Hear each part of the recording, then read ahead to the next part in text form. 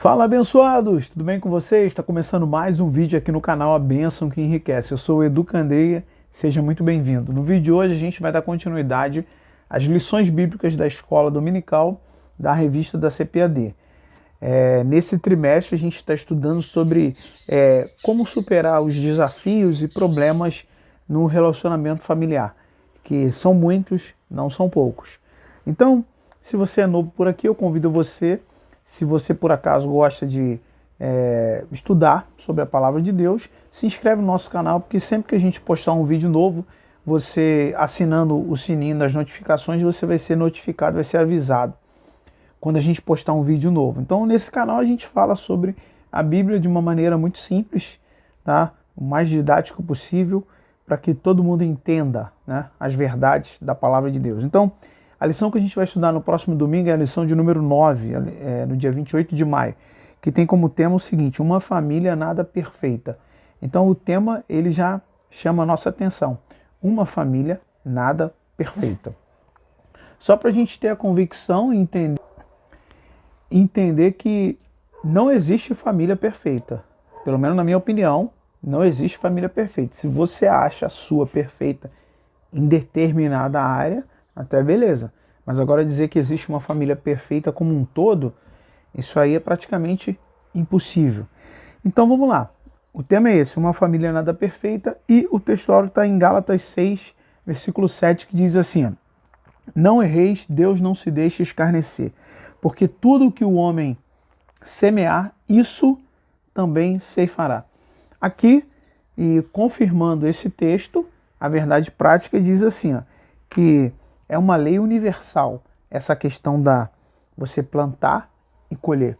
É a lei da semeadura. O que você plantar, você muito provavelmente vai colher aquilo que você plantou. Essa é uma lei que a gente vai aprender nessa lição com o rei Davi, que foi um dos homens mais espetaculares da Bíblia, da história bíblica, né? Mas a gente vai ver que dentro da família dele aconteceram algumas coisas que, apesar dele ser rei, um grande rei no caso, né? E um homem destacado sobremaneira no meio do povo de Israel e até hoje está na Bíblia, né? Mas nem por isso, isso aqui é uma coisa interessante que a gente precisa entender, que algumas pessoas questionam o fato da Bíblia ser a palavra de Deus, e aí tem algumas coisas que a gente precisa entender, né? Se Deus quisesse esconder alguma coisa em relação aos seus filhos, aos profetas, aos homens, aos grandes líderes que ele chamou para usar em relação aos propósitos que ele tinha para o povo, Deus nem permitiria, pelo menos do meu ponto de vista, que esses erros desses homens fossem colocados na Bíblia. Porém, Deus permitiu e inspirou as pessoas a relatarem tudo. Todos os acertos, como também todos os erros em relação aos grandes líderes que se levantaram chamados por Deus. Então, isso já fica como uma primeira lição para nós, né? Nenhum homem é perfeito, nenhum homem de um modo geral, homem e mulher, nenhum é perfeito, mesmo sendo um grande líder, sendo destacado, em uma hora ou outra, esse camarada ele está suscetível, né, a uma probabilidade que ele cometa algum deslize. Então, nem por isso nós vamos desmerecer, né, ou jogar na lata do lixo tudo aquilo que aquele homem ou aquela mulher fez. Então essa é uma lição que a gente precisa aprender de cara, né, nessa EBD na prática, que grandes líderes, grandes homens e mulheres, sejam que área for da sua vida, vão cometer deslizes e muitas das vezes vão decepcionar eu, você. Isso aí é uma máxima e a gente não tem como mudar isso. Não adianta querer, não, aquele dali, porque ele, vamos intitular assim, porque ele é um pastor, ele não pode errar nunca. Não, absolutamente. Ele é um pastor, ele é um líder espiritual, o que quer que seja, mas ele é homem também, natural. Tem a natureza dele carnal. Então ele vai cometer algum deslize em algum momento.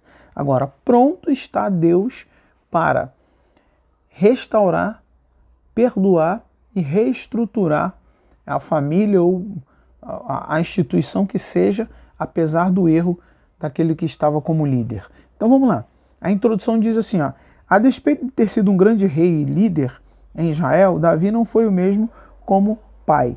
É isso que o comentarista está chamando a atenção aqui. Davi não foi o mesmo como pai, né? Nesta lição estudaremos as consequências que uma família pode... Nessa lição, nós veremos que essa família não era funcional e, por causa das omissões do pai, presenciou episódios de incesto, rebelião e morte.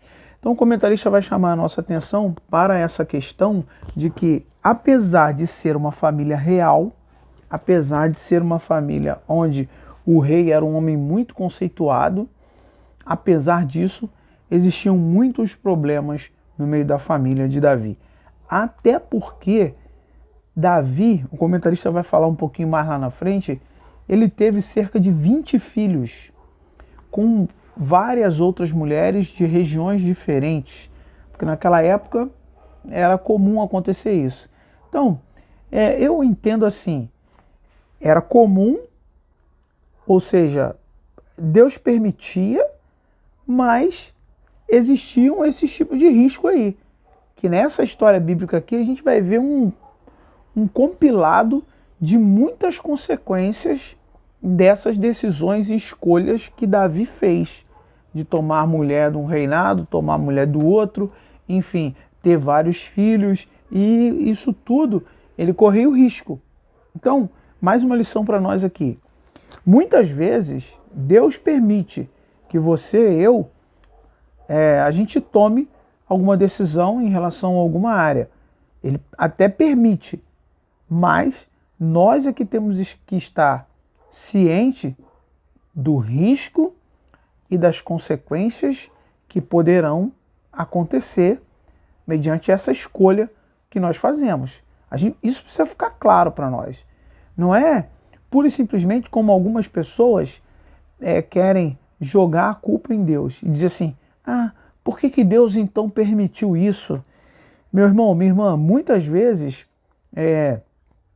Deus permite certas coisas, certas decisões nossas, justamente para mostrar para nós que Ele nos dá essa liberdade de fazer as escolhas. Porém, quando nós fazemos as escolhas, a escolha é sua. A consequência mediante essa escolha também deve ser nossa. Então Deus não vai interferir nisso. Se você ficar insistindo muito em determinada coisa, Deus pode até permitir que você obtenha. Mas saiba você que a vontade permissiva de Deus vai permitir que você passe por muitas dificuldades por conta dessa decisão que você tomou. Então não vem botar a culpa em Deus não. Poxa, Deus poderia ter me avisado ou me impedido, né?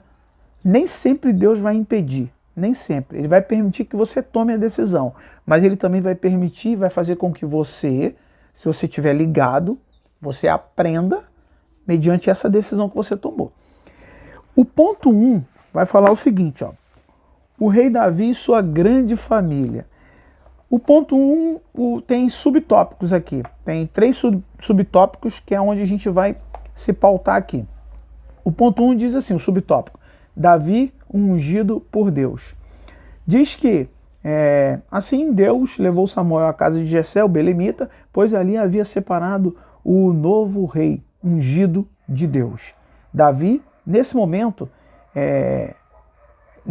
a Bíblia diz que, desde aquele dia em diante, o Espírito do Senhor se apoderou de Davi. O ponto 2 diz assim, Davi, o homem de Deus. Não há dúvida de que Deus o capacitara para desempenhar a importante missão na monarquia de Israel, que era reunificar a nação. Então, o ponto 1 e o ponto 2 se complementam. Deus cumpriu a sua palavra quando mandou o profeta ir até a casa de Jessé, tá? Para poder, então, a gente sabe, a Bíblia conta essa história, para ele poder ungir Davi ainda moço. Aí tem aquela história, né? Os irmãos, todo mundo à mesa, e aí surge a pergunta, acabaram-se os mancebos? Não, tem um que está lá no campo, então chama ele, porque ninguém vai comer enquanto ele não voltar. Esse era Davi. Davi veio e foi ungido rei, né? Ali Deus deu uma lição, né? Que Deus escolhe não segundo o homem, mas segundo o seu próprio coração. Deus, ele escolhe não pela aparência, mas pela essência, que a gente aprenda um pouquinho com isso daí, né?